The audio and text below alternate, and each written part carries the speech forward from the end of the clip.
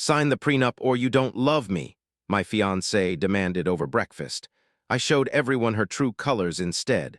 Now her family's empire is crumbling. I'm a 29-year-old guy who built a catering business from scratch over the last 5 years. It's not some fancy Silicon Valley startup or anything, just good old-fashioned hard work, great food, and a passion for creating memorable experiences. My parents always said I had a gift for making people happy through my cooking. 5 years ago, I took their encouragement to heart, scraped together my savings, rented a tiny kitchen space, and started hustling for clients. Word spread, and what started as a weekend gig grew into something real. Now I've got regular employees, steady customers, and even managed to buy my own house 2 years ago. I'm not rolling in millions, but I'm comfortable and proud of what I've built. Then there's Amanda, not her real name, my ex-fiancée. We met at a friend's birthday party when she was 27. The attraction was instant. She had this magnetic confidence that drew me in. Initially, everything felt perfect. She'd show up at my catering events, taste test new dishes, and playfully critique my experiments in the kitchen. My parents adored her, especially my mom, who thought she'd found the perfect daughter-in-law. Looking back, the red flags were there from the start. She'd get oddly jealous when I praised my female employees, even for the most basic professional accomplishments. She'd make these subtle comments about my house, saying things like, "It's too much responsibility for one person," or "When we're married, everything should be in both our names." I brushed it off as normal relationship talk, thinking she was just excited about our future together. Amanda came from money. Her parents owned some impressive real estate in another state.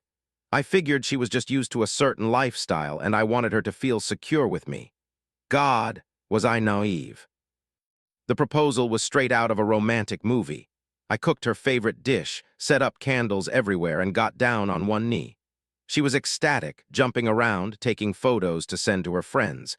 It felt like a dream come true. If someone had warned me then what was coming, I would have laughed in their face. The wedding planning started normally enough, but Amanda quickly took control. She had specific demands for everything: the venue, her dress, the guest list that had to include various influential people from her family's social circle. Then, about 2 weeks after our engagement, she dropped the prenup bomb. Now I'm not against prenups. They can be smart, protecting both parties' interests, but what Amanda proposed wasn't a prenup. It was a robbery contract. She wanted me to put my house in her name and agree that she'd get half my business if we divorced. It wasn't mutual protection. It was a straight-up asset grab. Her manipulation tactics were incredible and escalated over time. At first, she started with subtle guilt trips. She'd casually mention how all her wealthy friends had prenups that protected both parties. She'd leave browser tabs open on my laptop showing horror stories about bitter divorces where businesses were torn apart. Every time we'd watch a movie with a divorce plot, she'd make pointed comments about how smart couples protect themselves. Then she moved to more direct emotional manipulation. "If you don't sign this, you don't trust me," she'd say, tears welling up in her eyes. "I thought we were building a future together, but you're treating me like an outsider."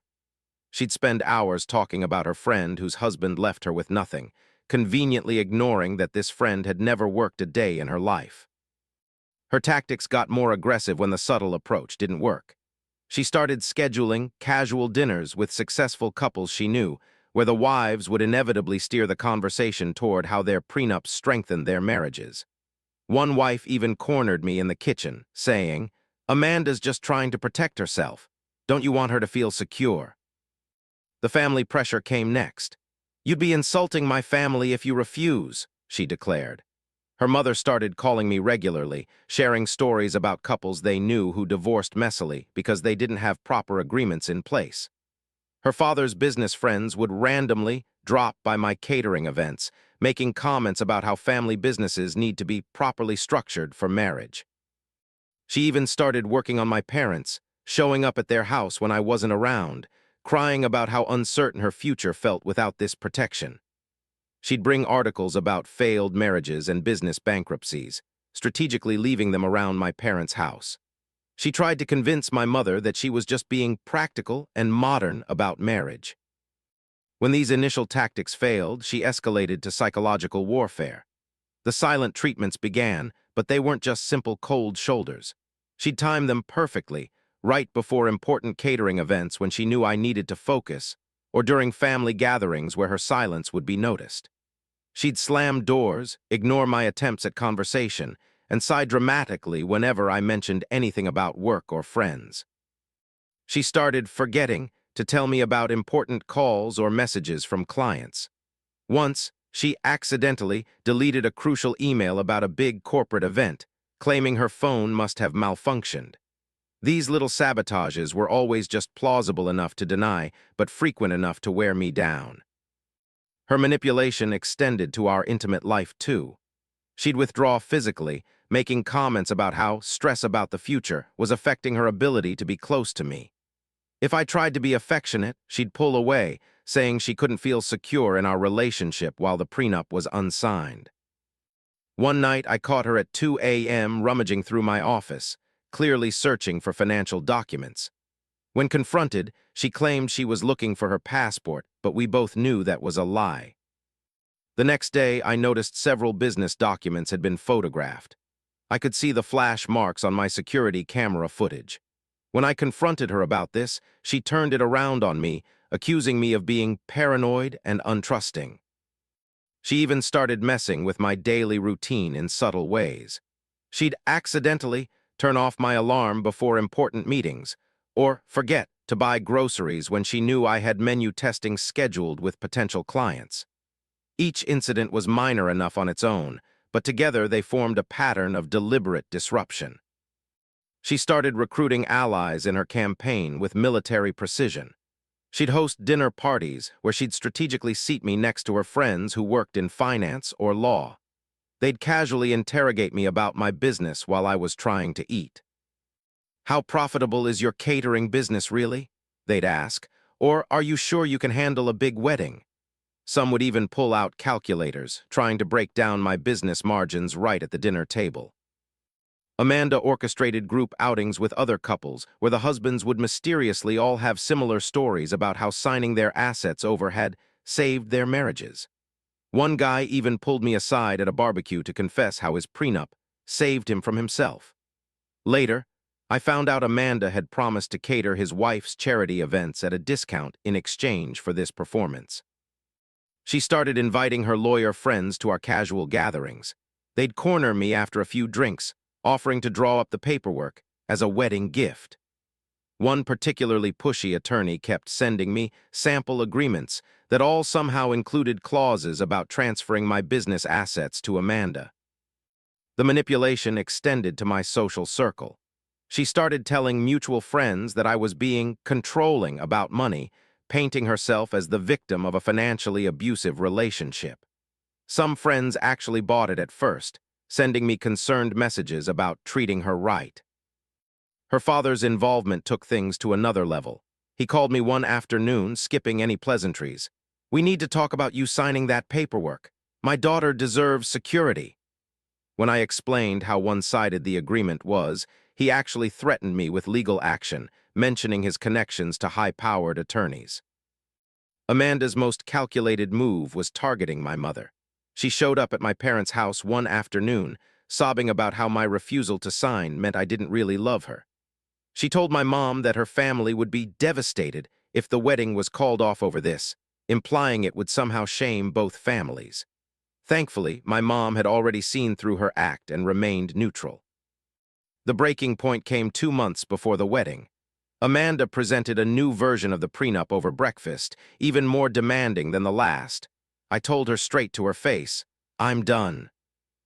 That's when she went ballistic, shouting, insulting me, claiming I was a cheat and a liar. She even spewed some nonsense that I must be hiding money or planning to bail on her eventually. That's when my revenge began, though I prefer to call it justice. First, I documented everything, every threatening message, every manipulative conversation, every attempt to pressure me through family and friends. I hired a lawyer who confirmed what I already knew: her prenup would never hold up in court. I started systematically dismantling her narrative. Every time she told people I was being unreasonable, I'd calmly share the actual prenup terms, asking if they'd sign away their house and business to someone they'd known for 2 years. The reactions were priceless. Suddenly, her supporters weren't so supportive anymore. When she demanded reimbursement for wedding expenses, I was ready. I had every receipt, every email thread showing which accounts made the deposits. Through my lawyer, I made it clear that I wouldn't be paying for her wedding prep expenses, including the ridiculous claim that I should reimburse her for spa days. I reached out to all the wedding vendors, explaining the situation and warning them about potential drama. This proved crucial when Amanda tried to cause problems with my photographer friend, demanding free engagement photos. The photographer stood her ground, reminding Amanda that the photos were her intellectual property. The revenge really kicked in when Amanda's father tried to intimidate me again. I recorded his threatening voicemail and had my lawyer send a cease and desist letter, warning that any further harassment would result in legal action. The mighty businessman suddenly went very quiet. But my favorite part? I used my business connections to my advantage. When Amanda started spreading rumors about me in our local business community, I let slip to some key clients about her attempts to take over my company through a manipulative prenup. Word spread quickly in our tight-knit business circle, and suddenly, doors that might have been open to her family's influence were quietly closing. I even heard that some of her family's business associates started questioning their dealings with her father, wondering if his aggressive tactics with me reflected how he conducted business.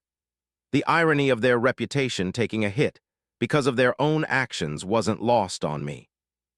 The aftermath was satisfying. Amanda's carefully constructed image as the wronged fiancé crumbled as the truth spread.